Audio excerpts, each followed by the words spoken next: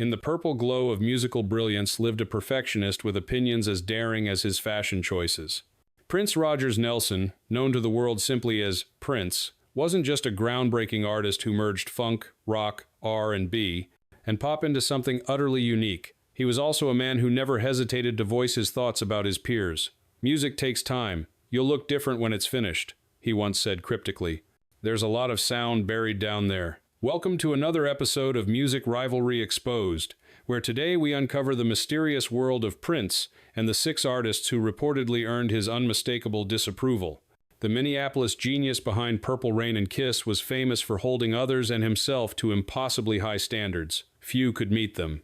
"Music is either good or it isn't," Prince allegedly told Rolling Stone in 1985. "There's no such thing as perfect, but there is such a thing as unacceptable." And for Prince, several major stars fell firmly into that latter category. From rumored backstage clashes to sly lyrical digs, his interactions with fellow artists revealed deep differences over what true music should be. Some disputes were public, others whispered through studio corridors, but all of them helped shape the sound of their era. So, grab your raspberry berets, and let's count down the 6 artists who reportedly made Prince see red instead of purple. 6. Michael Bolton. Starting off our list is a name that might surprise you, Michael Bolton. The soft rock singer with the famous curly mane reportedly drew Prince's ire, perhaps because of his immense commercial success in the late 80 seconds and early 90 seconds. The tension began in 1991 when Bolton's version of "When a Man Loves a Woman" ruled the radio. According to music journalist Alan Light, Prince allegedly told his bandmates, "That man wouldn't know soul if it slapped him in his processed hair." The remark spread quickly through the music industry faster than one of Prince's guitar solos. What bothered him wasn't just Bolton's style, but what it symbolized. While Prince was breaking boundaries and reinventing genres, Bolton was dominating charts with what Prince reportedly called sanitized soul. He viewed it as music that borrowed from black traditions but stripped away the raw emotion that gave it power. "There are people who take the heart out of far music, sterilize it, and sell it back to you," Prince reportedly told a Dutch magazine in 1993. Insiders believed he was referring to Bolton and similar acts. The two never collaborated or feuded openly, but at a 1,994 industry event, witnesses said Prince avoided even being photographed near Bolton, whispering to his assistant, "Some associations you can't wash off." Bolton later called Prince a musical genius after his passing, seemingly unaware of the disdain.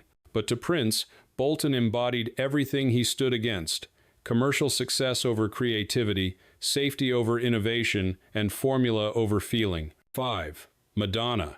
At number 5 sits the queen of pop herself, Madonna. This clash of titans is one of the most fascinating in pop history. Both artists were provocative, fearless, and dominant throughout the 1,980 seconds. On paper, they should have been allies, but behind the scenes, things were far less harmonious. Their paths first crossed significantly in 1985, when Warner Brothers considered pairing them for a duet.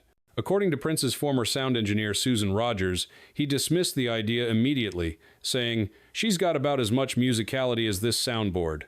The collaboration was scrapped. The irony?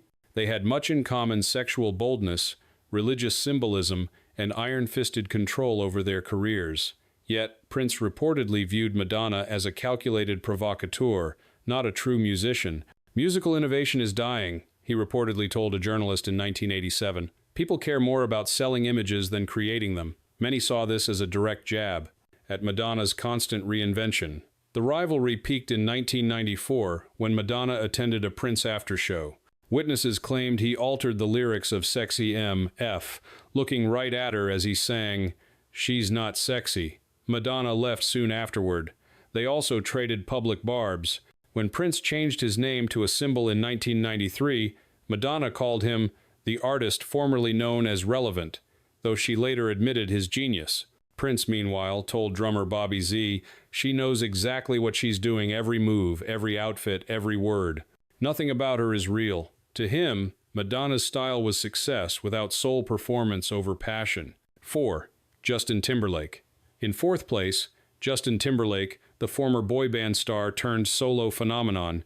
This feud highlighted Prince's deep frustration with what he saw as musical imitation without respect for its roots. The tension began in 2006 when Timberlake's hit Sexy Back dominated charts.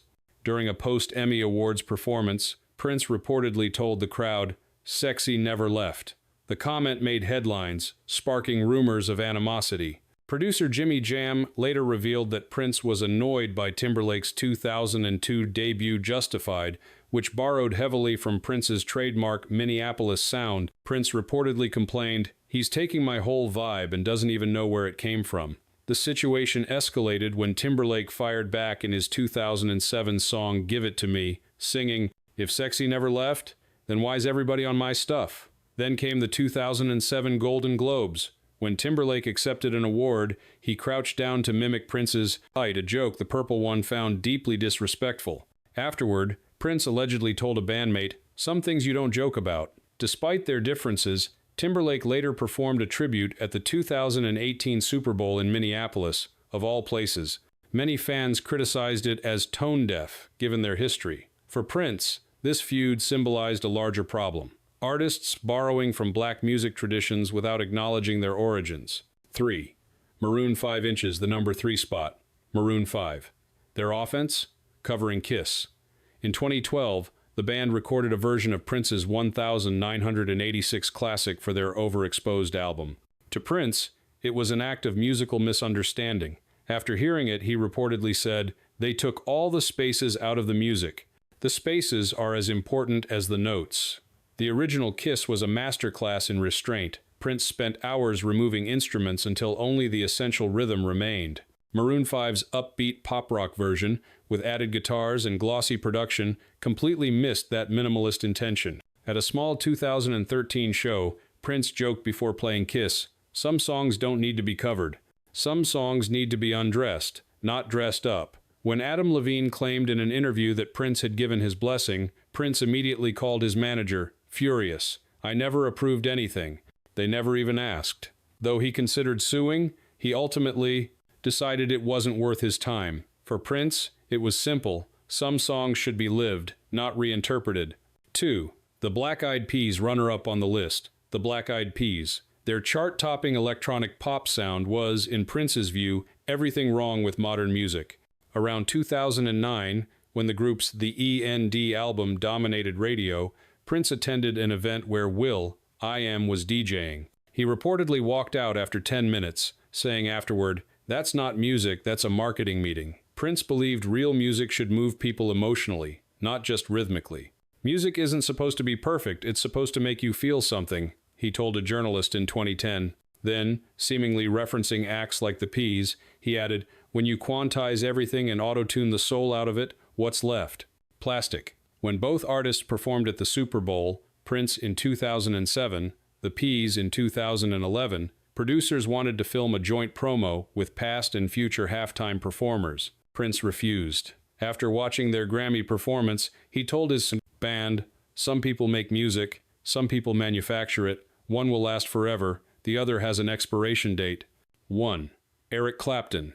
And topping the list, Eric Clapton. This rivalry ran deeper than simple dislike. It was a battle of philosophies. The tension began back in 1985, shortly after Purple Rain made Prince a superstar.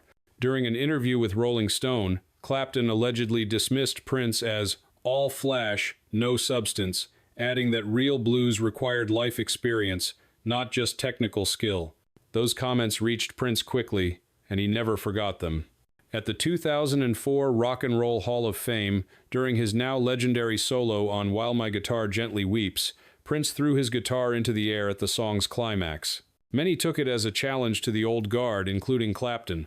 According to Sheila E., before taking the stage, Prince said, "Tonight, they'll know I don't just wear purple, I play it."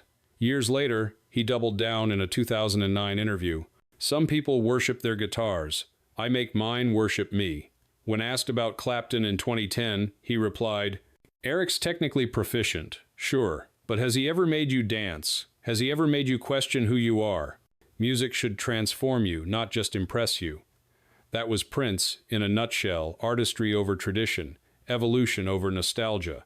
And there you have it, the 6 artists who reportedly earned Prince's musical contempt. Whether you agree with his opinions or not, there's no denying that Prince's unrelenting standards forced everyone around him to aim higher. In a world where many chase trends, Prince created them and demanded that music, above all else, should mean something. So, who would be on your list of musical loves and hates? Drop your thoughts below, and don't forget to like, share, and subscribe for more untold stories behind the legends.